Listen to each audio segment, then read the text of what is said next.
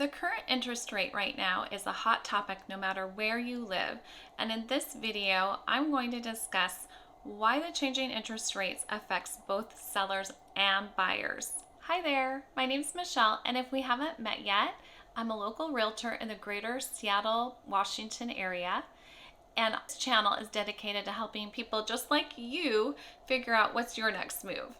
Be sure to watch until the end of the video to make sure you catch all 3 tips for buyers and sellers in how to navigate in this changing real estate market. So you've decided to sell your house. Congratulations! I'm excited for you and your upcoming move and whatever life brings you. Did you know that with the changing interest rates, it's actually diminishing your pool of buyers that have the possibility of buying your house? We are seeing a lot more of price reductions in the greater Seattle area, which has not been really happening very often over the last 2 years during the pandemic. So we are really seeing a new occurrence with those price reductions. What does that mean for you as a seller? With that being said, my number 1 tip for sellers is to work with your realtor hand in hand in order to strategically price your home and not use emotion. Setting the price of your home is the most crucial thing to get right from the beginning. So make sure that you do work with your agent. If you have questions or if you would like to know more, contact me directly and I would love to discuss further what kind of strategies go behind that. And also make sure that that listing price is a number that you are happy with as a seller. That could be your one and only offer that you actually receive is the asking price instead of multiple offers. So make sure that at the end of the day, if you only did receive one offer, that you would be happy with that number. Speaking of multiple offers, in the greater Seattle area, we're actually seeing a slow in the amount of multiple offers a particular home gets. There are definitely going to be those pockets where it's still very competitive, but overall, the trend is definitely a cooling. So with that being said, you have to know that the over asking prices are also diminishing by a bit, especially because of the increase in the interest rates for buyers.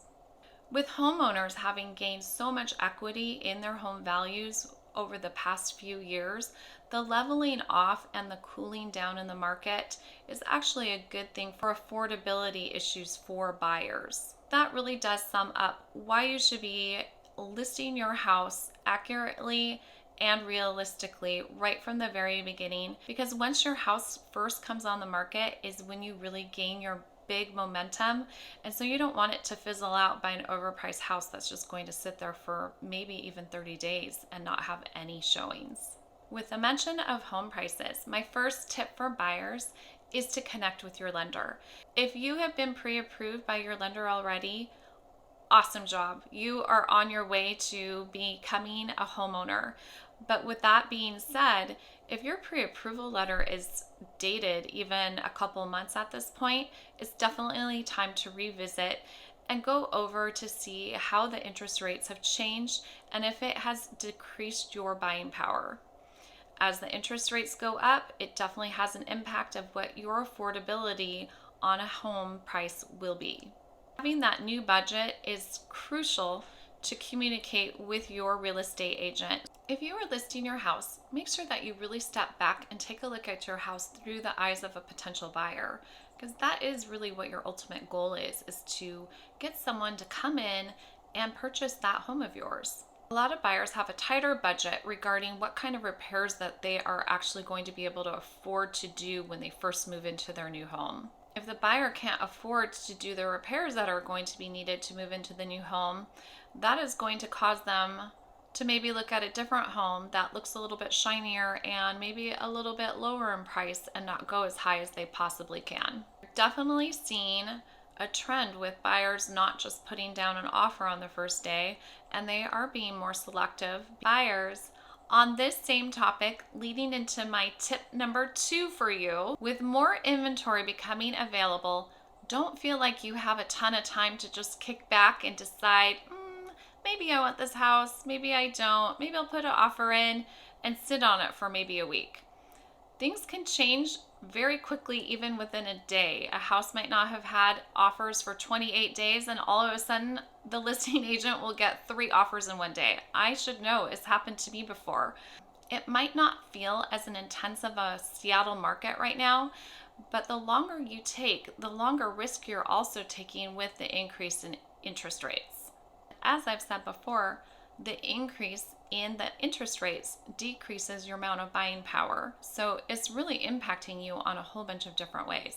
So with the demand still being greater than the supply in the greater Seattle area with housing, it is definitely still a seller's market. A bit more balanced, but it's definitely not a buyer's market yet. You do, as a buyer, have a little bit more ease of tension right now and not as much pressure. But just remember, you don't want to let the home pass you by. And tip number 3, and it applies to both buyers and sellers, is don't always think that an over asking offer is the best method to win an offer. Remember that the home still has to pass the appraisal portion of the home buying process if the offer is contingent on financing. If the offer is too high and the appraisal comes in low, there's going to be an appraisal gap.